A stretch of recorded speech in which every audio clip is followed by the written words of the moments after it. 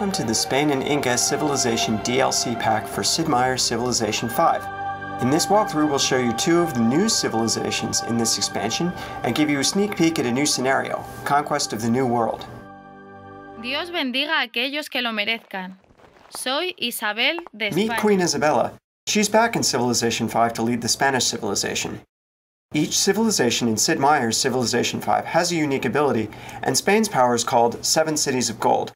Spain gets a gold bonus for discovering a natural wonder, and this bonus is enhanced if Spain is the first civilization to find it. If you can bring the wonder into the borders of your empire, the bonus for these wonders are doubled. A good effective playstyle with Spain is to explore the world as soon and as broadly as possible, looking for new lands to settle in the remote corners and finding as many natural wonders as you can. You want to send ships and scouts out over the horizon as quickly as possible. Here we've got a game underway and we can show you some of the power of the Spanish Empire. Spain has two unique military units. The first is the Tercio, which replaces the musketman. The Tercio has a higher combat strength and gets a substantial bonus against mounted forces, but it's also more expensive to build, so don't plan to overwhelm your enemies with numbers. The Conquistador is Spain's replacement for the Knight. This unit is a strong scout for exploring new lands, and like all other mounted units, it has excellent speed. But its cool power is that it can settle new cities on a different continent than the one where the capital resides. So, if Spain is a broad and expansive empire, then the Incan civilization is a neat contrast, and we'll take a look at them now. Here's mighty Pachacuti, the Earthshaker. The Incans are a civilization that excels at creating impenetrable mountain enclaves. The Great Andean Road ability lets their units ignore terrain costs when moving into any tile with a hill.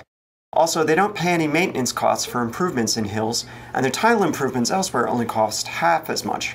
Terrain that would stop other units or slow a city's growth to a crawl is nothing to the Inca. This is the kind of map where the Inca excel, one with lots of hills and mountains where a player can tuck up and use his unique units and unique tile improvement to his best ability.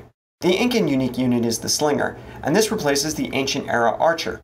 A strong, early game ranged unit with fast movement on hills can be quite a headache for anyone who tries to take your cities without your permission, but you have to be careful. The Slinger is even more fragile in melee than a normal Archer. If enemies do close with it, it does have a promotion that gives it a chance to escape before the melee attack can occur, so you can run away and fight another day. The Incans also get a unique tile improvement, the Terrace Farm. A terrace farm yields a food just like a regular farm, but it also gets extra food from each nearby mountain tile.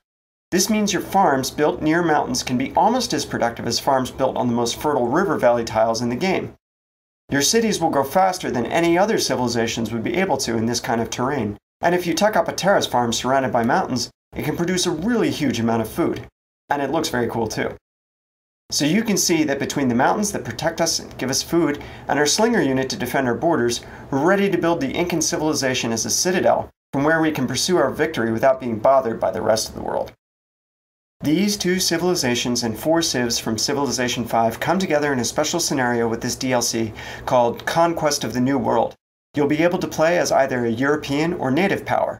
The object of the scenario is to be the first civilization to score victory points by finding treasure and bringing it back to your capital. You'll be able to create treasure from razing the cities of your enemies, or finding the legendary wonders of El Dorado and Potosi. Be careful though, scurvy will plague your ships until you build a navigational school, and once the piracy technology is discovered, then war is almost a certainty between the European powers.